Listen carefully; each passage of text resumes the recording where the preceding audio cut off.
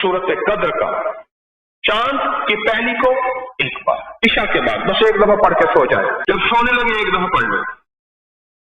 चांद की दूसरी को 2 बार, हर रात बढ़ती जाए, अमल बढ़ता जाए।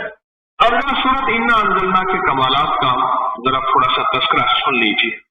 सूरत इन्ना, इसको चांद से शुरू करना है। अब दोहराएं, ये चांद की पहली को एक बार, और जिस तरह दिन गुजरते जाए, और हमने इसको चांद की कब तक पढ़ना है? 15 तक, 15 तक पढ़ना है, क्योंकि 14 की रात को गौर से समझेगा। 14 की रात को चांद उरूज पे होता है, 15 की रात को ढलना शुरू होता है। ढलने से पहले अमल छोड़ देना है, हरे मेले से आ जाना है वापस, हरे मेले से वापस आ जाना है। अब इसके कमालात सुने, इसकी बरकत सुने।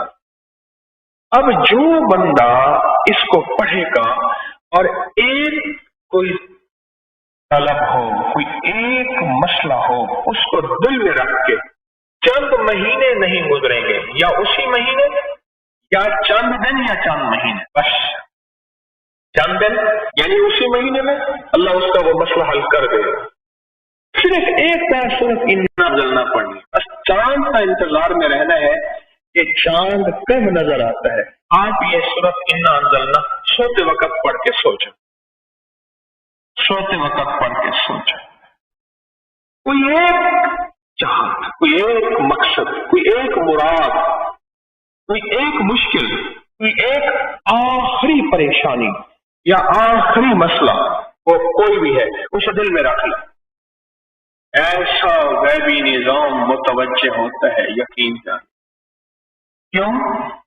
अब मैं इसका एक राज भी बताता हूं, और राज ये है, जिस तरह चांद आपने अभी सुना, जिस तरह चांद की चांदनी बढ़ती चली जाती है, उस तरह जलाल भी बढ़ता चला जाता है, जलाल भी बढ़ता चला जाता है। चांद की चांदनी बढ़ती है तो कुदरत का जलाल भी बढ़ता चला जाता है, बहुत ज्यादा बढ़ता चला जाता है जलाल, आखिरी दर्जे में जलाल बढ़ता चला जाता है।